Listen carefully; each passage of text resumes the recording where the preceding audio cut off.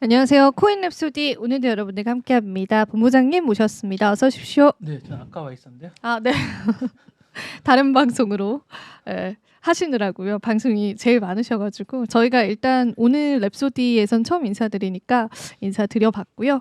저랑 같이 암호화폐 이야기부터 나눠보시면 좋겠습니다. 오늘은 최대한 비트와 알트를 조금 나눠서 설명을 좀 드려보고 싶어요. 이게 비트코인은 지켜주는 거 대비해서 알트코인들이 이제 질문 있어요. 예, 게리 말씀하세요. 겐슬러는 왜 이렇게 알트코인을 싫어해요? 그거는 제가 어제 이제 브리핑 했는데 왜 일단은 이렇게 초를 치나요? 그런 건 아니고 게리 겐슬러의 의견이 근데 그게 영향이 들어보세요. 아니, 본부장님 잘 들어보세요. 네. 게리 겐슬러는 이제 비트코인은 그 채굴을 통해서 얻잖아요. 네. 근데 이제 알트코인은 재단이 운영을 하잖아요. 네네. 그러면은 주식은 기업이 발행을 하잖아요. 네네. 그럼 이게 주식과 뭐가 다르냐 이런 거예요. 그래서 그 자기가 있었던 기관이 증권거래위원회니까 너희를 다 증권으로 분류를 해서 내가 관리를 해야 된다 이런 입장이었던 거예요. 논리가 있네요. 예, 그 나름에는 논리가 있었던 거예요. 그래서 비트코인 제외하고는 증권이다. 약간 그런 느낌이었던 거예요. 근데 이제 요거를 크립토 투자자들은 아주 싫어했었죠.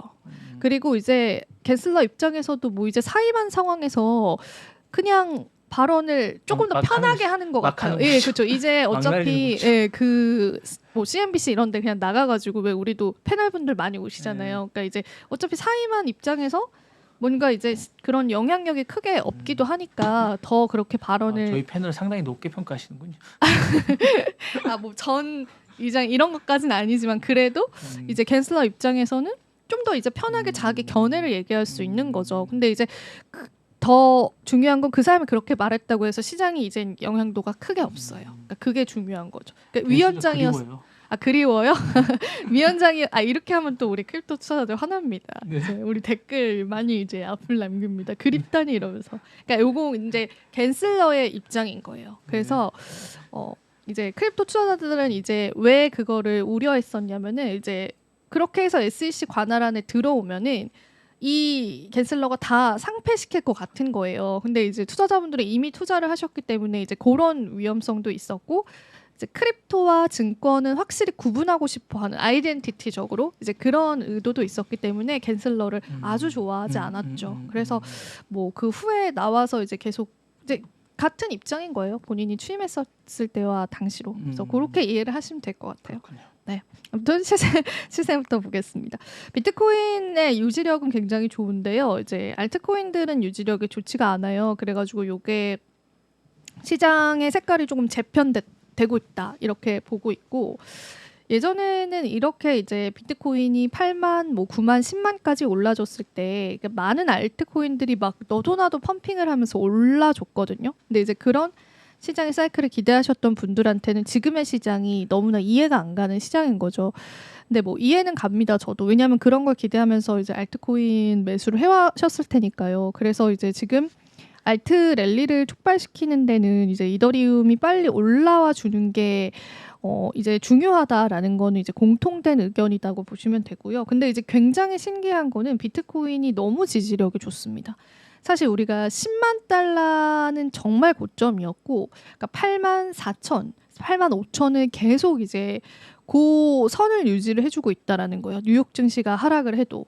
그래서 이제 이런 어느 정도의 가격 방어력이 너무 좋은 부분에 관해서 이제 뭐 약간 두 가지의 길이 갈리는 거죠. 안전자산이냐 위험자산이냐. 그래서 이제 어떤 그 비트코인이 색깔을 가지고 앞으로 나아가게 될 건지가 이제 비트코인 자체도 지금 약간 왔다 갔다 하는 것 같아요. 내가 안전자산일까 위험자산일까? 근데 이런 이제 타이밍을 우리가 견디고 있는 거다 보니까 저희 입장에서 기다리는 수밖에 없는 것 같아요. 뭐 어떻게 우리가 올릴 수는 없잖아요. 우리 같은 개미 투자자들이 시장에서 올릴 수는 없기 때문에 그건 이제 지켜봐야 될 것 같고 알트는 또 조금 다르게 봐야 될 것 같아요. 이제 어떻게 봐야 될지는 모르겠는데 알트는 특히나 이더리움 쪽으로는 재단 쪽의 문제점들을 많이 지적을 하고 있기도 하고 이더리움 자체는 이제 자기들이 그러니까 비트코인과 같다라고 이야기를 하고 있거든요. 그러니까 그게 어떤 이야기냐면 이더리움 스테이킹을 또 할 수 있잖아요. 그래서 그 스테이킹을 하면서 그 이자를 부여를 해줘요. 그러니까 예를 들면은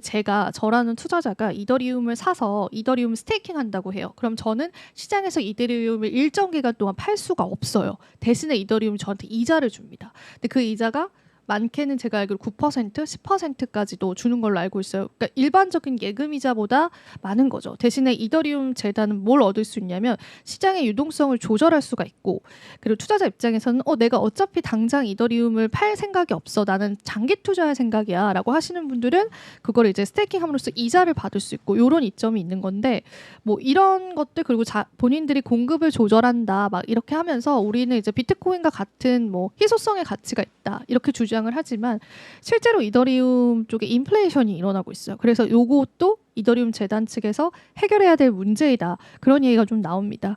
그래서 이제 뭐 이더리움의 운명이 어떻게 될 것인가, 요거는 이제 우리가 지금 모든 기술적인 지표, 온체인 지표상에 이더리움은 저점인 건 확실하거든요. 근데 이제 그 기술적인 지표들과 뭐 온체인 데이터의 분석들이 무의미해질 정도로 계속 약세장인 거죠.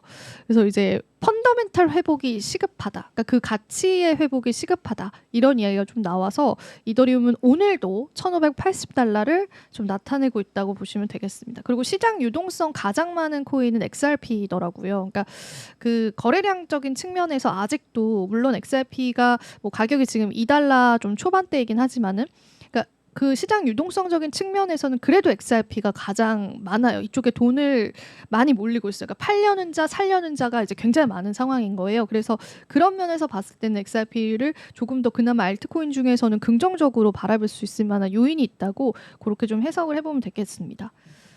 오늘 또 시즌 지수보다 그 ETF 플로우를 같이 보고 싶은데 이게 갑자기 안 들어가지네요. 요거는 이제 알트코인 시즌 지수고요. 그 다음에 ETF 플로우를 오늘 같이 볼게요. 크립토 ETF.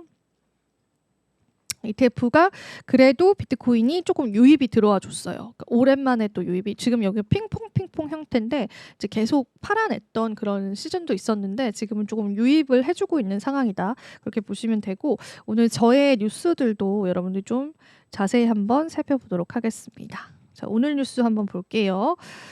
첫 번째는요, 이제 블룸버그 연구원이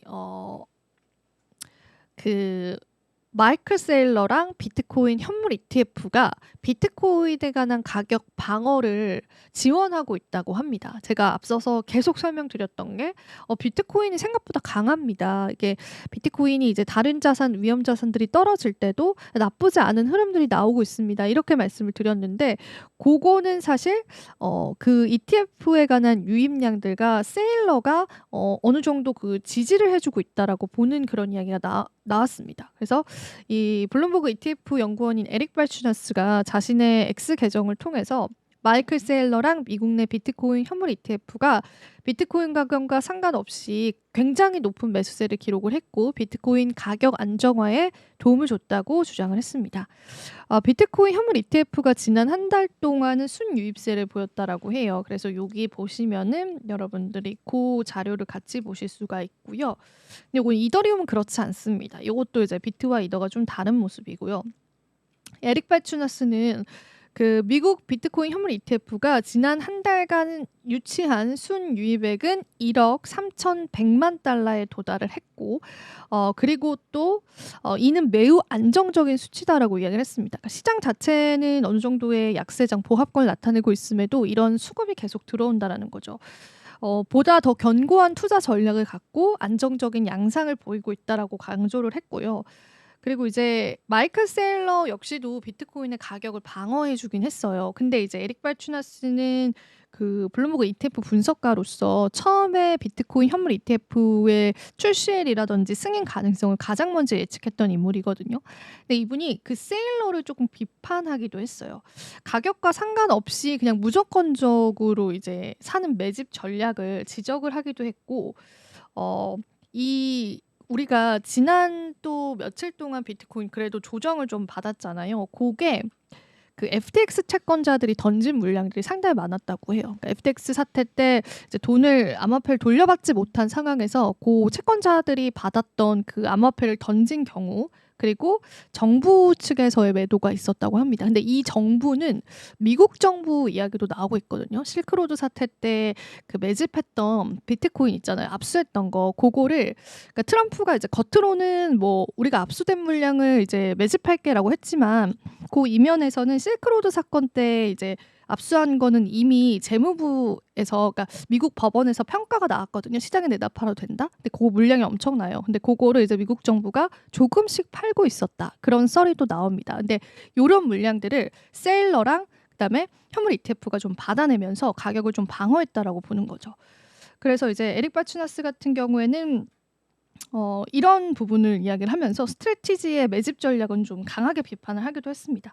그리고 14일에도 이제 스트래티지가 비트코인을 하나로 4천억 원이나 좀 투자를 했어요. 그래서 비트코인 3,459개를 매수를 했고 지금 마이크로 스트래티지가 그 기업 중에서는 아마 가장 많이 가지고 있을 거예요. 그래서 53만 1,600개나 비트코인을 가지고 있는 회사가 됐습니다. 그래서 지금까지 가격 방어력이 어떻게 생겼는지 같이 체크를 해보셨고요.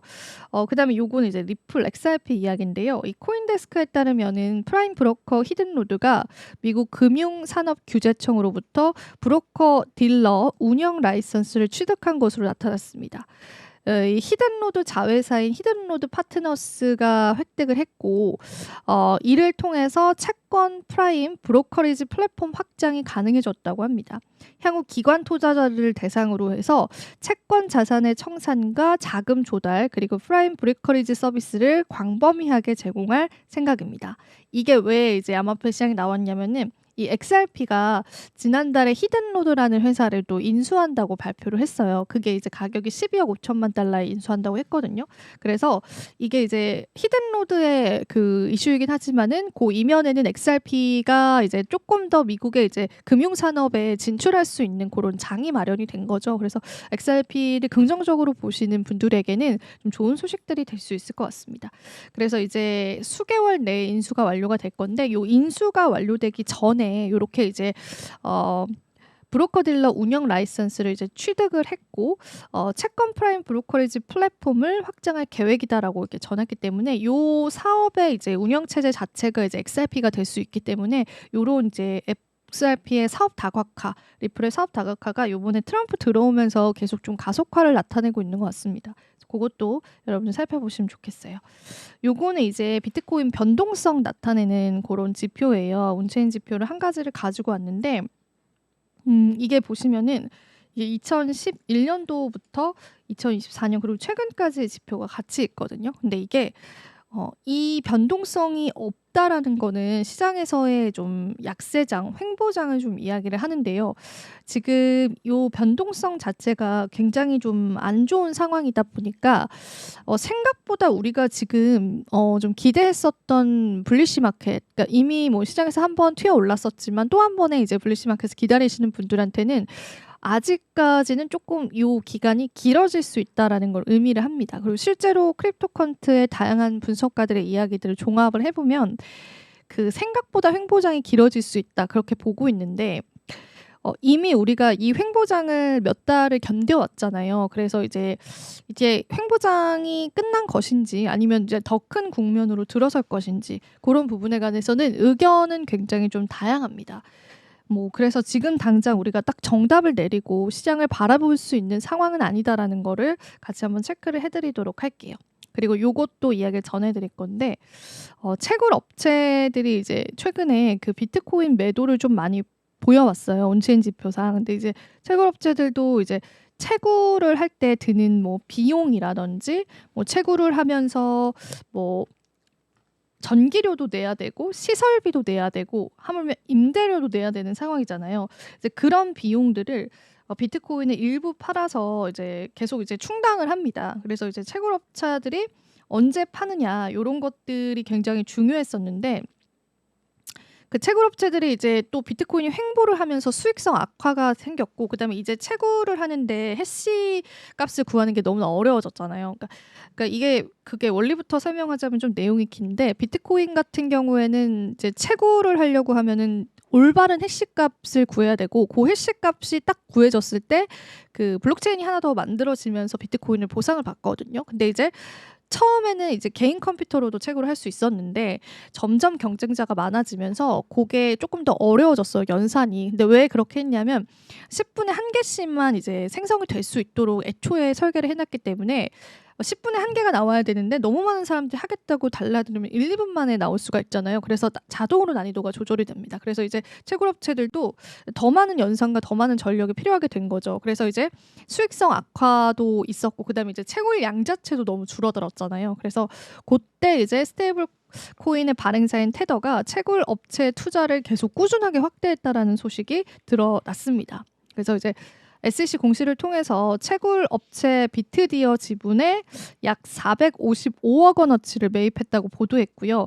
테더는 비트디어의 지분 22.8%를 확보하게 됐고 테더는 앞서서 채굴풀 오션에 대한 지원도 발표를 했습니다. 그래서 JP모건은 이 보고서를 통해서 주요 상장 채굴업체 14곳이 지난달 사상 최악의 실적을 기록했다고 밝혔고 이 시가총액이 한 달간 이제 8조 원 넘게 감소가 됐다라고 이야기를 했습니다.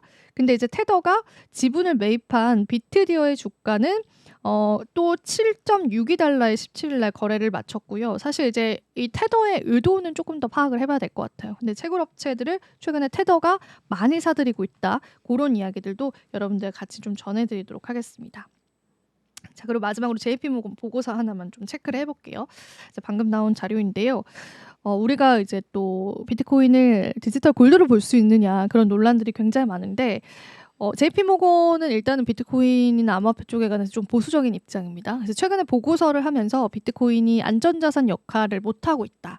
대신에 투자자들이 금에 더 관심을 보이고 있다. 이렇게 밝혔고 결과적으로 이제 금 가격이 이번에 3,660달러를 넘었잖아요. 정말 사상 최고가였거든요.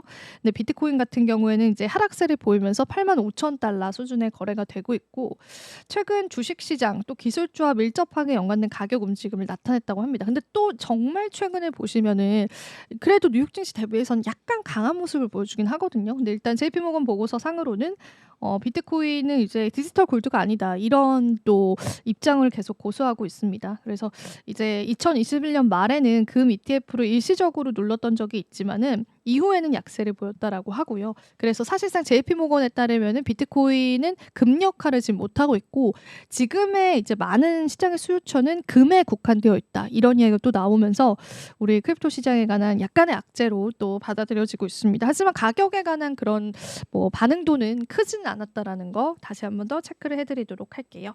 자, 오늘 또 제가 준비한 내용들 같이 나눠봤습니다. 본부장님 오늘 또 많은 내용 준비해 주셔서요. 같이 또 이야기 나눠볼게요. 자, 구글이 온라인 광고의 독점이 불법이라고 이제 나와서 이제 이게 전면전이 될 것 같고요. 사실 이게 지금 졌습니다. 그래서 불법에 대해서 버지니아 동부 레오니 브링 커머스 판사가 이 부분에 불법의 독점이라고 155페이지타라는 판결문을 밝혔고요. 메타도 지금 약간 좀 위험하거든요.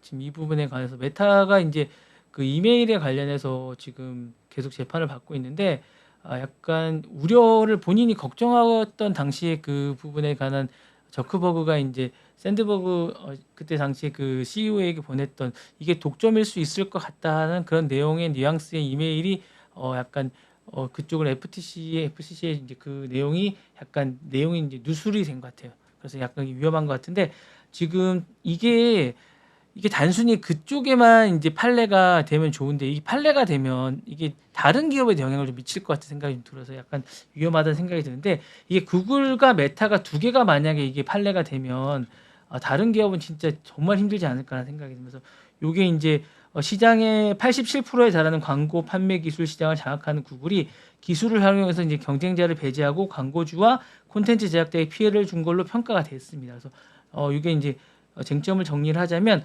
온라인 광고 3개 부분에서 정부가 독점 여부를 소송하고 있고요. 게시자의 도구와 광고 거래 시스템, 광고중 구매 독점을 해서 2개 부분, 게시자의 도구 부분과 광고 거래 시스템을 독점을 인정을 했습니다. 판결했고요. 그다음에 광고주용 구매 도구 부분에 대해서는 기각을 했기 때문에 2개 부분 인정을 받았기 때문에 이 부분이 이제 향후에 어떻게 될지는 좀 심각하다라고 생각을 하고 있고 판사는 이 부분에 대해서 이제 경쟁자의 경쟁 부분을 박탈했을 뿐만 아니라 출판사 고객과 전체 경쟁 구조 그리고 이제 궁극적으로는 웹정보를 소비자에게 심각한 해를 끼쳤다고 그래서 이 부분에 대해서 이제 어쨌든 뭔가 변화를 줘야 된다라고 얘기하고 있고 요게 이제 벌금으로 매길지 아니면 요 부분에 대해서 어쨌든 뭔가 변화를 줘야 된다라고 얘기할 것 같습니다. 그래서 광고 부분 매출 부분에 대해서 310억 달러의 벌금을 매길 가능성이 좀 있어요. 전체 알파벳 매출의 10% 정도 됩니다. 엄청난 금액입니다. 정부는 이미 이 부분에 대해서 더블클릭 인수권에 관해서 강제 분할 요구를 포함한 조치를 준비 중이라고 하면서 이게 어떻게 되면 구글의 크롬 부분이 떨어져 나갈 수도 있을 것 같은 생각도 좀 들고요. 이번 판결로 자산 매각 또는 구조 분리 명령이 내려질 가능성도 열린다고 합니다. 그러니까 크롬을 팔아야 됩니다. 이게 단순히 뭐 이게 분리 이렇게 해서 뭐 두 개 회사가 쪼개지는 그렇게 생각하는 게 아니라 이거를 만약에 일론 머스크한테 팔 수도 있는 겁니다. 일론 머스크가 가져갈 수도 있는 거예요. 예, 아니면 오라클이 가져갈 수도 있는 거고. 구글의 반박은 우리는 절반을 이겼고 나머지는 항소할 거라고 얘기를 하고 아주 뭐 낭만적인 소리를 하고 있는데 지금 심각합니다. 혁신은 경쟁의 결과라고 자사 도구를 이제 사용한 결과임을 주장하고 있고요. 판사는 구글이 이제 제품 간의 강제 연결을 통해서 경쟁을 저해했다고 얘기를 하고 있고 법무부는 연방법무부가 이제 디지털 공공을 독점하려는 저지의 역사적 판결이라고 이제 기뻐하고 있습니다. 트럼프 대통령이 이제 되게 역사적인 얘기를 하는데 빅테크 견제를 강조하겠다라고 오랜만에 민주당하고 공화당이 일치된 얘기니까 민주당은 사실상 이제 이런 빅테크를 견제했는데 공화당은 원래 이제 친기업 정부였는데 이상하게 트럼프가 빅테크를 많이 견제하네요. 그래서 이제 이 부분의 인선을 통해서 기조를 강화하고 있다라는 생각을 좀 얘기를 드리고 싶습니다. 그래서 모든 플랫폼에 대해서 보낸 경고가 아닐까라는 생각이 들고요. 디지털의 어떤 투명성과 경쟁을 복원하는 약간 그런 거라고 생각이 듭니다. 재밌을 것 같고요. 좀 지켜보시면 또 재밌을 것 같습니다. 자, 넷플릭스가 어제 이제 실적 발표를 했는데 깜짝 놀랐습니다. 좀 뭐 깜짝 놀랐고 매출이 이제 105.4억이 됐고요. 지난해 1분기 매출입니다. 그래서 12.5% 정도 상승을 했고 이게 월가의 어떤 예상치보다 훨씬 뛰어넘는 거고 저는 이제 이 뭐 영업이익이 좀 많이 나왔어요. 6.61억 달러 정도에서 예상치 5.66억 달러보다 훨씬 상회했다라고 이제 놀라울 정도. 이제 영업이익률이 저는 이게 상당히 높았습니다. 이게 영업이익률이 어쨌든 31.7% 전년 동기 대비해서 28.1%보다 많이 높았습니다. 그래서 구독자 수를 공개 안 했습니다. 이게 넷플릭스의 어떤 그 기본적으로 이제 영업 방향에 대한 제시입니다.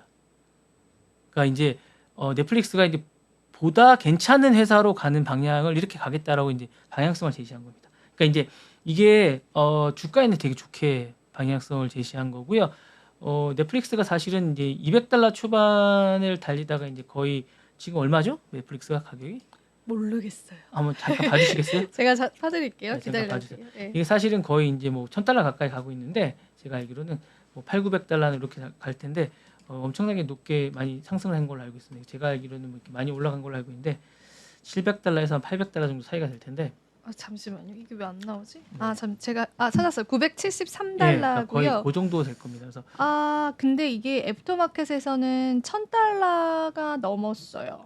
그러니까 이제 애프터마켓에서는 그러니까 네. 그럴 거라고 생각이 듭니다. 네, 그래서 그러니까 정규장에서는 네. 973이었는데 그 정도 될 거라고 음. 생각이 듭니다. 그래서 왜냐하면 이제 이게 1년 전이나 뭐 1년 반 전에는 거의 200달러 초반대이다 급격하게 뛴 걸로 제가 알고 있거든요. 그래서 제가 이제 엄청나게 이제 영업이 넷플릭스를 투자했어야 되는데. 제가 이제 그 얘기를 말씀을 드리는 겁니다. 그러니까 제가 이게 4배 정도 그러니까, 예. 그러니까 제가 이 회사 오기 전에만 해도 이게 이제 그 그렇네요. 600달러, 700달러 정도 그 했었는데 4개월 사이에. 예. 그쵸? 그 사이만 해도 거의 이제 이게 거의 25% 정도 상승한 거거든요. 그러니까 그때 당시만 샀어도 이게 25% 정도 그렇네요. 상승한 거거든요. 그러니까 그때 당시도 조짐이 보였거든요.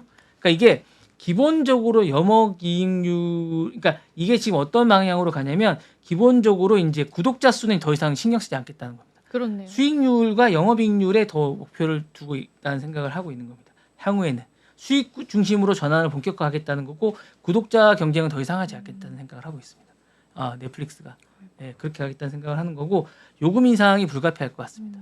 왜냐하면 기본적으로 이제 컨텐츠 질을 좀 높이겠다는 생각을 하는 거고 그다음에 저작권이 있는 뭐 여자 축구라든가 아니면 뭐 이런 스포츠 쪽에 좀 더 해야 되기 때문에 미국이나 영국이나 아르헨티나에서 프랑스 요금도 인상을 단행한다고 합니다.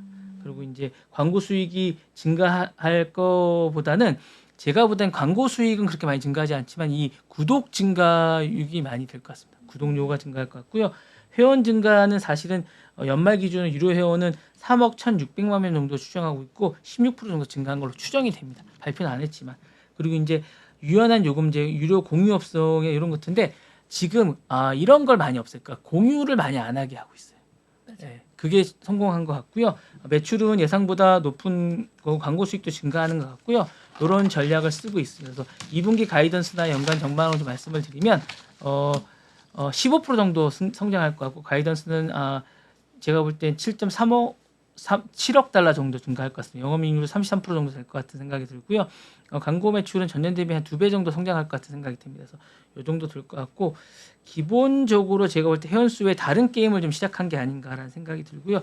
지금 TV 쪽에서 이제 보면 약간 매출의 전략을 이렇게 잡은 것 같아요. 그러니까 기본적으로 이제 순위가 보면 TV 쪽에 미국 TV 쪽을 보면 전체 파이 중에 12% 정도를 유튜브가 차지하고 있어요. 전체. 그리고 이제 넷플릭스가 8% 정도 차지하고 있는데 그럼 나머지 80%를 나머지 매체가 차지하고 있잖아요. 그 넷플릭스 전략은 뭐냐면 이렇게 1등을 하겠다 이런 전략이 아니고 80%를 자기네가 경쟁을 하겠다는 거예요. 이거를 자기가 더 먹는 파이를 차지하겠다는 전략을 세우고 있는 것 같아요. 그러니까 뭐 1등은 뭐 자기가 몇 프로를 더 차지해서 1등을 하겠다 이런 게 아니라 목표를 대범하게 잡았더래요. 담대하게 잡아서 80%를 더 차지할 수 있도록 노력하겠다. 이런 목표를 잡았더라고요. 그래서 자기가 뭐 5%를 더 차지해서 1등을 하겠다 이런 전략이 아니라 그러네요. 자신들은 80%를 더 차지할 수 있도록 하겠다라는 차지를 하겠다. 8%에서 80%를 더 차지할 수 있도록 하겠다라는 그런 전략을 세우고 있더라고요. 그래서 약간 이런 전략을 하고 몇 명을 더 구독하냐 이런 게 아니라 얼마나 많은 수익을 창출하느냐, 얼마나 또 사용자를 오래 하느냐 이런 전략을 하겠다라는 가이던스를 잡고 있는 것 같습니다. 그래서 이런 걸로 해서 향후 목표를 잡고 있는 듯하면서 이렇게 해서 이제 넷플릭스가 향후에 더 높은 수익률을 차지하지 않을까라는 생각이 듭니다. 그래서 제가 볼 때는 넷플릭스가 좀 더 이렇게 알차게 가지 않을까라는 생각이 듭니다. 근데 이제 이게 제가 볼 때는 더 이제 힘든 건 이런 것 같아요. 한정된 자원을 어떻게 더 끌어모을 수 있는? 왜냐하면 거의 한계에 온 것 같기도 하거든요. 그렇죠. 예. 한계에 온 거를 어떻게 더 끌어모으느냐. 그렇네요. 예. 그거와 이제 이거와 더불어 이제 이 공유를 하고 싶어하는 사람들이 더 많거든요. 이 공유하고 싶어하는 욕구를 어떻게 참게 하느냐. 예. 그렇죠. 예. 그런 문제가 좀 있는 것 같습니다. 있죠. 예. 그리고 이제 그 수많은 컨텐츠를 만드는 많은 것들을 어떻게 또 구별해 가느냐는 어떤 컨텐츠의 차별성도 좀 있는 것 같습니다. 그러니까 넷플릭스만 좋은 컨텐츠를 만드는 건 아니거든요. 예, 그거를 어떻게 입도소매를 할 수 있느냐도 차원이 좀 있는 것 같습니다. 자, 다음 소식이 있습니다. 자, 이게 이제 소비자 금융국을 사실상 지금 미국이 계속 뭔가를 해체하고 있습니다. 예, 그러니까 CFPB를 해체하고 있는데 1,500명 정도를 하고 현재 200명 정도만 남았어요. 이게 이제 감시나 갈동을 이제 해체하고 디지털 결제나 의료 부채나 이런 것들 데이터를 해체하고 OMB를 축소하고 있는데 이게 이제 중요합니다. 그래서 금융위에 이제 2010년에 해체됐고 금융회사 테크나 서비스를 방지하는 규제 기관입니다. 그래서 페이팔이나 이제 소비를 피해나 이런 것들을 다뤄 주시면 그러니까 요게 제가 이제 요걸 약간 예상을 해드리면 페이팔이나 캐시나 관련 소비 피해를 해체하고 디지털 앱이나 이런 공백을 메꾸고 의료 부채나 학자금 구조를 감시하는 구조입니다. 요게 그리고 이제 다수 바이든 정부의 소송을 감시하고 이걸 하던 요 소비 규제를 해체하던 요런 거고 여기 뭐 예산국장인 보이드 러셀이 감독 감시 중단 명령을 했고 법률 감독하는 잔존 기재를 처리하도록 하는 해체하는 거고 구조 조정과 파장이 이제 금융 소비자 보호 공백이 있을 것 같고 디지털이나 결제 시스템이나 이런 취약계층을 보호 감독을 소홀히 하게 될 거고 핀테크 기업들에 대한 사실상 면책 구간이 형성될 우려가 좀 있을 것 같습니다. 그리고 이제 보수 성향의 예산국장이나 법무 책임자가 정무 축소 기조 아래 금융 무력화 시도가 있을 것 같고 이렇게 있을 것 같은데 자 이게 만약에 해체가 되면 어떤 변화가 있을 것 같으세요? 저는 알죠. 일론 머스크도 이점을 받을 수 있는 게 있죠. 네. 결제 시스템 도입이 좀 원활해지죠. 네. X에서. X가 들어올 거예요. 네, X가 들어오죠. 네. 그러니까 X가 바로 이 시장을 차지할 것 같아요. 그러니까 그게 그런 게 아니라 X가 이 시장을 대체할 것 같은 생각이 드는 거예요. 그럴 수 있을 것 같아요. 예, 바로 들어올 거예요. 그 일론 머스크가 해체한 거잖아요. 예, 몇 달 해체하고 하려고 했죠. 예, 해체하고 제가 몇 달 볼 때 이 전에. 시장을 대체할 것 같은 거예요. 그럴 수 있어요. 예, 그럴 수 있는 게 아니라 전 바로 할 거라고 그래요? 봐요. 왜냐하면 저는 이 많은 시장과 시스템을 그리고 얘는 공짜로 들어오지 않을 것 같은 거예요. 돈을 받고 들어올 것 같은 거예요. 상당수의 어떤 금융 시스템을 자기가 뭔가의 시스템을 구축하고 들어올 것 같은 생각이 드는 거예요. X가 이 핀테크 시장의 시스템을 저는 구축할 것 같아요. 일단은 정부 시스템부터 구축할 것 같은 생각이 드는 거예요. 예. 저는 그런 우려가 좀 있어요. 왜냐하면 상당수의 뭐 10억 달러 정도가 아까워서 뭐 절약했다고 하는데 400억 달러 정도를 필요 없는 위성을 까는 이런 일을 막 하고 막 이러잖아요. 스타링크나 뭐 이런 그 스페이스X를 위성 링크를 왜 낙도나 이런데 왜 까는지 잘 모르겠다는 생각이 들 정도로 막 그런 비용을 막 10억 달러를 막 정말 필요한 곳에 난민이나 그런 사람들 필요한데 그런 비용들을 아끼고 이렇게 한다면서 왜 그 인터넷이 필요한가라는 생각이 정말 그런 사업에 또 쓰고 있잖아요. 사실은 또 예, 그렇게 그렇죠. 예. 그렇게 쓰게 그게 급한가라는 생각이 들거든요. 사실은 예. 그렇게 쓰는데 사실 이게 잘 보시면 그런 거랑 비슷한 거거든요. 그러니까 이게 이제 잘 보면 보통 이제 그 남미 국가에도 보시면 어떤 인프라 같은 것들을 이제 막 없애요. 민간이 좋다고 해서 막 없애고 나서 공공기관의 어떤 서비스를 막 없애고 나서 민간 기관이 들어오는 게 많아요. 의료보험이라든가 만약에 뭐 어떤 공항 시스템이라든가 수돗물이라든가 이런 것들을 상하수도라든가 이런 서비스들을 막 없앤 다음에 민간 기업이 들어오는데 훨씬 더 나빠지고 훨씬 더 서비스가 질이 나빠지고 의료보험이라든가 이런 게 막 없어지고 나서 훨씬 더 힘들어져요. 빅피처가 있겠죠. 네. 그러니까 그런 것들이 아닌가라는 생각이. 그러니까 지금 도지부가 하는 많은 것들이 민간 기업이 이제 뭐 정부 예산이 많이 없어진다고 하지만 그런 것들이 지금 많이 대체될 거. 그러니까 그게 없어지고 나면 뭔가 또 불편해서 또 뭔가가 채워질 거거든요.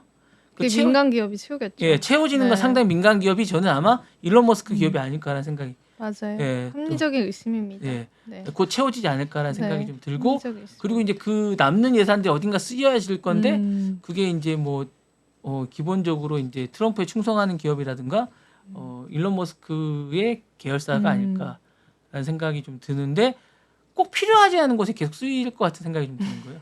그 생각이. 네. 맞습니다. 합리적인 의심입니다. 네, 그래서 이것도 약간 그렇게 의심이 되는 거죠. 사실은 지금 보면 이제 페이팔이라든가 캐시 블록에 관련 소비자 피해 이런 것들이 이게 소비자 금융국이 사실 없어지고 좀 전에도 이제 이거 말고도 청년 관련된 그런 지원국이 또 없어진다고 하거든요. 그러니까 그것도 마찬가지라는 생각이 드는 거예요. 그러니까 그런 부분들이나 의료 시스템 붕괴라든가 이런 것들이 계속 일어나거든요. 예, 그리고 이제 지금 교육도 막 건드리고 막 이러거든요. 그러니까 그 부분도 마찬가지라고 보거든요. 의료 시스템이라든가 이런 어떤 금융 시스템이라든가 이런 시스템 자체를 다 건드리는 것들이 그런 거에 어떤 빅피처가 아닌가라는 생각이 좀 들거든요. 그러니까 이건 좀 유심히 봐야 되는데 이런 것들은 다 돈과 연결되고 다 이런 거 아닌가라는 생각이 듭니다. 그래서 이게 좀 뭔가 있을 것 같고 이게 제가 볼 때는 아마 내년에 이제 2026년에 중간 선거가 있는데 11월에 그 전에 빠르게 이루어지지 않을까라는 생각이 듭니다. 네. 그 전에. 알겠습니다. 좋습니다. 합리적 의심입니다. 네. 네. 저는 유심히 됩니다. 네. 예전부터 나왔던 얘기긴 해요. 네. 자, 이거 여러분 애플 주식 사세요. 로비가 이루어졌어요. 이게 뉴욕 타임즈에 났더라고요. 야, 월스트리트저널인가요? 워싱턴 포스트에 났더라고요. 이게 팀 쿡이 조용한 로비가 성공했더라고요. 애플이. 그래서 이제 웃고 관세 전쟁은 계속되는데 핵심 조약을 이제 워싱턴 포스트의 그 특종으로 보니까 트럼프 대통령이 중국산 그 제품에 145%의 최대 관세를 부과했는데 팀 쿡이 백악관 그 비공개 접촉을 통해서 아이폰 관세 유도를 시도했었고 성공했습니다. 그래서 이제 피터 나바로 등 강경파 반대에도 불구하고 애플 포함한 IT 관세가 면세를 받았습니다. 애플 주가한테 7%까지 그래서 반등을 했고요. 애플이 이제 뭐 1등을 잠깐 내줬지만 바로 그래서 아이폰 가격이 $2,000까지 위협이 있었는데 이걸 회피를 했고 공식적 면세는 부인했지만 실제로 애플을 중심으로 한 면세 항목이 추가됐습니다.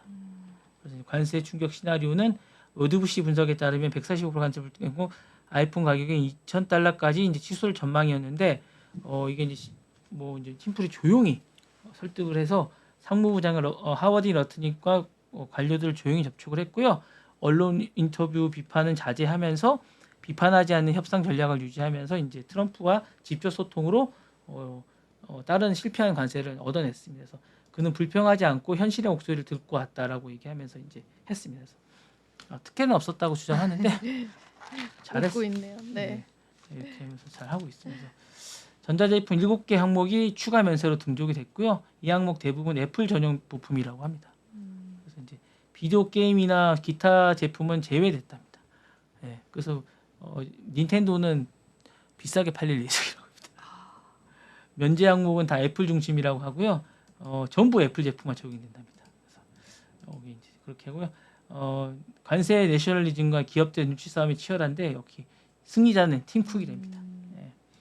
그래서 이제 애플이 이제 부분 면세 전자제품 중심이고 이제 팀쿡이 직접 회동해서 통화해서 이제 성공했고요. 엔비디아 실패, 구글 실패, 델하고 HP 일부 부분 면세 됐다고 하고요. 나머지 다 실패라고 합니다. 그래서 제가 볼 때 델하고 HP 부분 성공했고 애플 거의 성공. 했다고 합니다. 그래서 기본적으로 우파 싱크탱크라고 이제 아메리칸 컴패션은 조정 관세 논리라고 이제 옹호하고 있고 다수의 경제 논리학자들은 정치적 거래가 핵심이라고 얘기하고 있다라고 합니다. 야, 만만치 않네요. CEO 할 만한데요. 대단합니다. 어쨌든 그렇다고 합니다. 중소 및 비자금 기업들은 사실상 로비할 기회조차 없어서 시장 내 격차가 더 벌어지는 구조라고 얘기한다. 그래서 더 벌어지는 게 아닌가라고 생각이 듭니다. 관세 면제는 팀쿡은 되고 왜 다른 기업은 안 되는가? 그래서 CEO를 아무나 하는 게 아닌가 봅니다. 그런가 봐요. 네. 자, 다음 소식. 이게 제가 보니까 미국에서 공부를 해야 되는 것 같아요. 미국 대학생들은 AI가 다 무료입니다. 제미나이도 또 무료로 개방을 하게 됐고요. 챗GPT가 얼마 전 4월에 무료로 개방이 됐잖아요. 퍼플렉스도 무료고요. 다 무료입니다. 미국 대학생들에게. 우리나라는 뭐 무료가 아닌데 우리나라는 비싸게 해요. 돈 내야죠. 최근에 이제 구글의 미 대학생들에게 AI 프리미엄을 개방했다며 제미나이하고 VO하고 노트북 LM까지 전격 지원하기로 했고요. 대학생들의 이제 원 AI 프리미엄을 무료로 주기로 했다. 6월 30일까지 신청하면 주고요. 월 $20인데 무료로 하기로 하고 이제 에듀 이메일이 인증이 필요하다고 합니다. 이게 미국 에듀 이메일을 가지고 있으면 됩니다. 여러분 혹시 받을 수 있으면 받아서 뒤에 이제 에듀라고 끝나는 게 있거든요. 대학생들이 이거 에듀라고 끝나는 게 있거든요. 이게 뭐 우리나라 방통대처럼 이렇게 방통대 같은 데 다니시는 분도 에듀로 받을 수 있으니까 혹시 받을 수 있으면 하십시오. 그래서 이제 충분한 안내 메일을 보낼 예정이고 알렉스 조셉이 얘기를 했습니다. 이제 이렇게 얘기했고 제미나이 어드밴스라고 2.0 프로 기반으로 할 수 있고요. 노트 LM 플러스 노트 필기용 학습 도구인데 이게 기문서 요약이라든가 되게 좋은 겁니다. 하시면 되고 그다음에 이제 요게 제미나이 도움이라고 있는데 요게 이제 워드라든가 이런 시트 플레이라든가 이런 것들 다 무료입니다. 그리고 이제 텍스트를 이제 비디오 AI로 바꿔주는 게 있습니다. BODE라고 되게 좋은 거거든요. 텍스트 기반으로 이제 AI 영상을 생성하는 모델인데 요것도 무료입니다. AI 기반이 너무 좋습니다. 이것도. 그다음에 이제 텍스트 이미지를 프롬프트 믹싱 도구도 있는데 이것도 무료고요. 왜 이제 대학생들한테 뭐 AI든가 엔트로픽 등 경쟁사도 동시에 공짜로 제공하냐면 미래의 고객이기 때문에 그렇다고 합니다. 부럽네요. 그리고 이제 2TB 클라우드 스토리지도 무료고요. 정말 혜택이 많네요. 정말 좋습니다. 부럽습니다. 부럽네요. 전 돈을 내고 쓰는데 1TB를. 자, 다음 소식입니다. 다들 뭐 로이가 장난 아니군요. 젠순항이 몰래 또 급비리의 중국 현지 관계자들 만나고 있습니다. 이 플라워. 그러니까 반도체 규제 속에서 중국 관계자들은 이제 비공식 접촉을 하고 있다고 합니다. 칭화대 관계자에서 엔비디아 CEO 젠스항이 이제 4월 16일부터 중국에 도착해서 이제 베이징을 방문했습니다. 그래서 방문 목적은 이제 요 H20에 대해서 좀 풀려고 하고 있는 거고요. AI 고성능 칩셋 수출에 대해서 제한 강화를 이제 하고 있고 중국 내 AI 발전 차단 및 명시적 목표라고 합니다.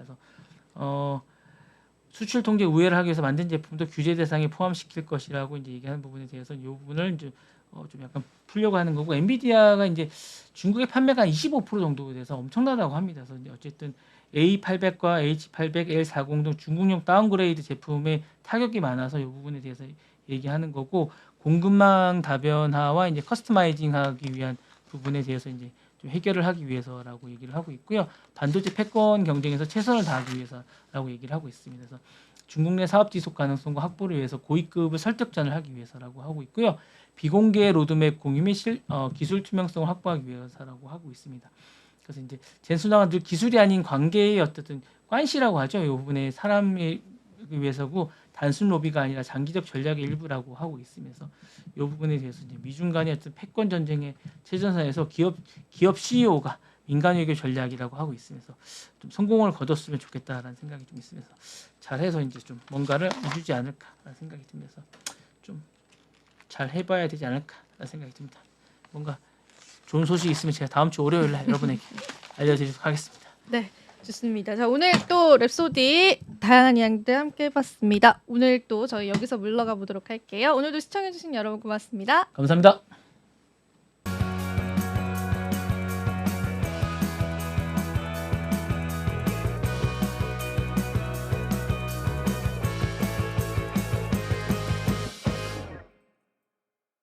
시청자 여러분 안녕하십니까? 국내외 주요 소식 전해드리는 모두의 증시 고유림입니다. 첫 번째 뉴스입니다. SK하이닉스가 고대역폭 메모리 생산의 필수적인 핵심 장비 TC본더를 둘러싼 갈등을 해소하기 위해 발빠르게 움직이고 있습니다. 업계에 따르면 최근 SK하이닉스의 경영진이 인천에 위치한 한미반도체 본사를 직접 찾아 협력관계 복원을 시도한 것으로 전해졌습니다. 이는 HBM 제조 라인에서 철수한 한미반도체 엔지니어들의 복귀와 향후 장비 구매를 논의하기 위한 자리였습니다. 한미반도체는 최근 SK하이닉스 이천 캠퍼스에 파견 중이던 60여 명의 엔지니어를 전격 철수시켰습니다. SK하이닉스가 올해 한화그룹 계열의 후발주자인 한화세미텍에 TC본더 14대를 420억 원 규모로 발주한 것이 직접적인 도화선이 됐습니다. TC본더는 칩을 수직으로 적층하는 공정의 필수적인 장비로 HBM 제조에서 빠질 수 없는 요소입니다. SK하이닉스는 지금까지 대부분의 TC본더를 한미반도체로부터 납품받아 왔으며 HBM3 8단까지의 생산에도 한미 장비를 주로 생산해 왔습니다.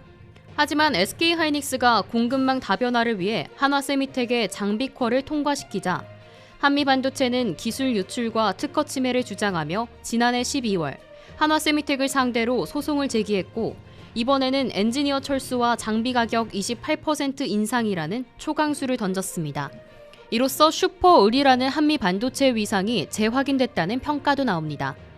현재 SK하이닉스의 HBM 생산 라인에는 여전히 상당수의 한미 장비가 사용되고 있으며 이 장비들의 유지 보수는 대부분 한미 측 엔지니어에 의해 이뤄집니다. 이번 사태가 장기화될 경우 생산 차질 우려도 제기되고 있습니다. 한 업계 관계자는 ASMPT나 한화세미텍의 장비도 일부 대체는 가능하지만 하이닉스 내 한미 장비의 비중이 압도적이라고 밝혔습니다.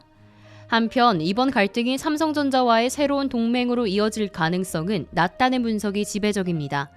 삼성전자는 자회사 세메스와 일본 신카와의 TC본더를 사용 중이며 한미 반도체와는 과거 특허 분쟁 이력이 있어 관계 복원이 쉽지 않다는 설명입니다.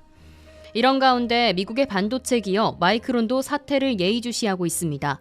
마이크론 역시 HBM3 8단과 12단 양산을 앞두고 다수의 한미 TC본더를 구매한 상태이며 일각에서는 SK하이닉스와 마이크론이 HBM 공급망 안정화를 위해 공동 대응에 나설 가능성도 제기됩니다. HBM 시장이 글로벌 반도체 경쟁의 핵심 전장이 된 가운데 SK하이닉스와 한미반도체의 갈등이 향후 반도체 공급망 지형에 어떤 영향을 미칠지 주목됩니다.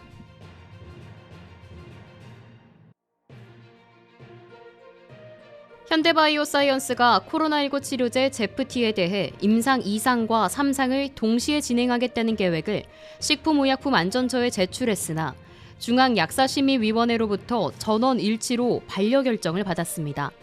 제약바이오 업계에 따르면 중앙약심은 이달 3일 회의를 열고 현대바이오가 제출한 제프티 임상 2상과 3상 계획에 대해 자문을 진행한 결과 위원 8명 전원이 현행 계획은 통합 임상으로 보기 어렵고 용량 설정에도 과학적 근거가 부족하다며 단독 이상부터 다시 시작해야 한다는 결론을 내렸습니다. 현대바이오의 제프티는 코로나19 팬데믹 당시 긴급 사용 승인 대상 약물로 지정돼 300mg 및 450mg 용량의 이상 임상을 진행한 바 있습니다. 그러나 양군 모두에서 통계적으로 유의미한 유효성을 확보하지 못한 상황이었습니다.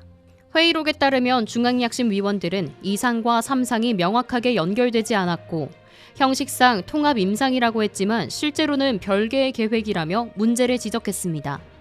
한 위원은 긴급 상황이 아닌 현 시점에서 기존과 같은 2, 3상 설계는 타당하지 않다며 현재 제한된 용량 설정 역시 과학적 타당성이 부족하다고 덧붙였습니다.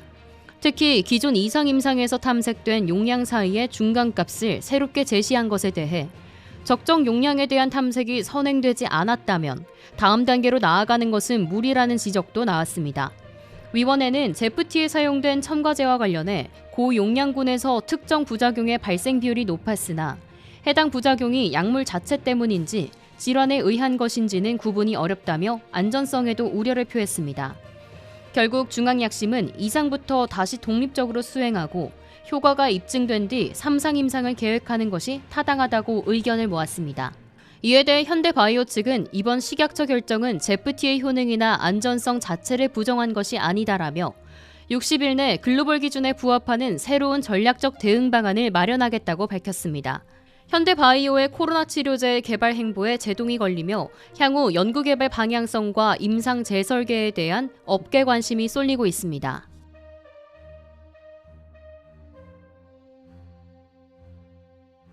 외식 프랜차이즈 업체들이 잇따라 메뉴 가격을 인상하며 소비자들의 부담이 커지고 있습니다. 일부 업체들은 원자재와 인건비 등 재반 비용 상승을 이유로 가격 인상이 불가피하다고 주장하고 있지만 작년 최대 실적을 기록한 만큼 가격 인상 명분이 부족하다는 비판도 거세지고 있습니다. 디저트 카페 투썸플레이스는 지난달 26일 케이크와 커피 등 58개 메뉴 가격을 평균 4.9% 인상했습니다. 대표 메뉴인 스트로베리 초콜릿 생크림, 이른바 스초생은 기존 37,000원에서 2,000원 오른 39,000원에 판매되고 있으며 커피 23종의 가격도 일제히 200원씩 인상됐습니다. 이는 정부가 외식 물가 안정을 당부한 지 한 달 만의 결정입니다. 앞서 박범수 농림축산식품부 차관은 지난 2월 25일 외식업계와 간담회를 열고 물가 안정을 위해 적극적인 협조를 요청한 바 있습니다. 치킨 프랜차이즈 KFC도 지난 8일 일부 메뉴의 가격을 100원에서 300원까지 인상했습니다. 지난해 6월 가격을 올린 이후 1년도 채 지나지 않아 다시 인상한 것입니다. 하지만 KFC는 홈페이지에 인상 사실만 공지하고 어떤 제품이 얼마만큼 올랐는지 구체적인 내용은 공개하지 않아 소비자들의 불만을 샀습니다. 버거 프랜차이즈 버거킹 역시 올해 설 연휴 직전인 1월 24일 일부 제품 가격을 100원씩 인상했습니다. 대표 제품 와퍼단품은 기존 7,100원에서 7,200원으로 세트는 9,200원에 판매되고 있습니다. 이들 세 업체는 모두 공통적으로 원자재 가격과 운영비용 상승으로 인상이 불가피했다고 주장하지만 작년 모두 최대 실적을 기록했습니다. 이에 따라 소비자들은 장사는 잘 되는데 가격은 왜 또 올리는 것이냐며 의문을 제기하고 있습니다. 정부도 외식업계의 가격 인상 움직임을 예의주시하고 있습니다. 정부는 업체들의 경영 부담을 덜어주기 위해 식재료에 대한 할당 관세 적용, 커피, 코코아 부가가치세 면세 조치 연장, 외식업 자금 지원 등 각종 대책을 시행 중입니다. 외식 프랜차이즈들의 잇따른 가격 인상, 소비자들의 허리는 점점 더 무거워지고 있습니다.